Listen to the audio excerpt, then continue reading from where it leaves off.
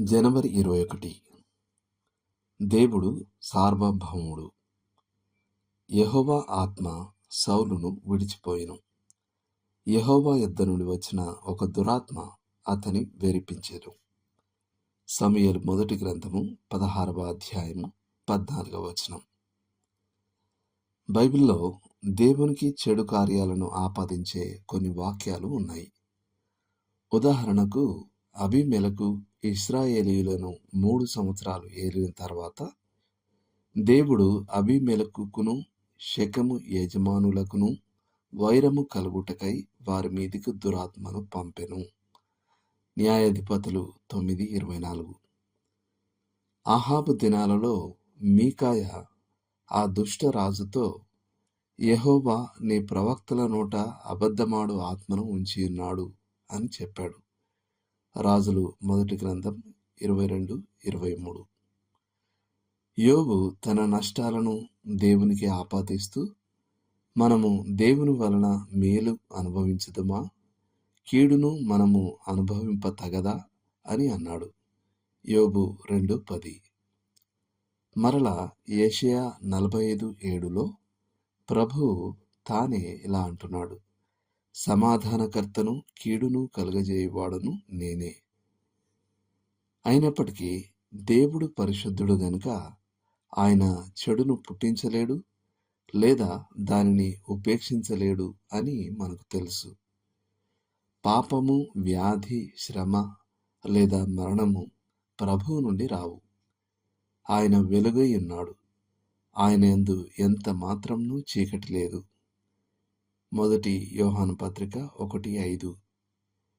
ఆయన తన సొంత నైతిక పరిపూర్ణతకు విరుద్ధమైన దేనికైనా కారకుడవ్వడం ఊహించరానిది. వ్యాధి, శ్రమ, విషాదం మరియు నాశనానికి సాతానే కర్త అని ఇతర లేఖనాల నుండి స్పష్టమవుతుంది. యోబు యొక్క నష్టాలు మరియు తీవ్రమైన నొప్పి అపవాది వలన కలిగాయి. 18 ఏండ్ల నుండి సాతాను బంధించిన స్త్రీ గురించి యేసు మాట్లాడారు. లూకా 13:16. పౌలు తన శరీరంలోని ముళ్ళును సాతాను దూత అని చెప్పాడు. కొరింథీలకు రాసిన 2వ పత్రిక 12:7. మానవాళి యొక్క అన్ని ఇబ్బందుల వెనుక సాతానే అపరాధి. అయితే దేవుడు కీడును సృష్టిస్తున్నట్టుగా చిత్రీకరించే వాక్యాలతో దీనిని మనం ఎలా సమన్వయపరచగలం? దాని వివరణ చాలా సులభం. బైబిల్లో దేవుడు జరగడానికి అనుమతించే దానినే ఆయన చేసినట్లుగా తరచుగా చెప్పబడుతుంది. ఇది ఆయన నిర్దేశక చిత్తానికి మరియు ఆయన అనుమతించే చిత్తానికి మధ్య ఉన్న వ్యత్యాసం. ఆయన తన ప్రజల కొరకు మొదట ఎన్నడూ ఎంచుకొని ఉండని అనుభవాల గుండా వెళ్ళడానికి ఆయన తరచుగా అనుమతిస్తాడు.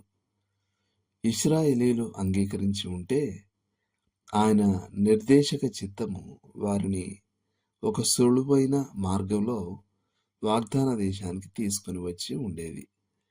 కానీ వారు అరణ్యంలో 40 సంవత్సరాలు తిరుగుటకు ఆయన అనుమతించాడు. అపవాది ద్వారా కీడు మనుష్యులకు అనుమతించడంలో దేవుడే ఎల్లప్పుడూ తుది నిర్ణయం తీసుకుంటాడు. ఆయన తన సొంత మహిమ కొరకు మరియు దాని వలన అభ్యాసం పొందిన వారి ఆశీర్వాదం కొరకు ఆ పరిస్థితిని తన ఆధీనంలోకి తెచ్చుకుంటాడు. దేవుడు మిమ్మును దీవించును గాక. ఆమేన్.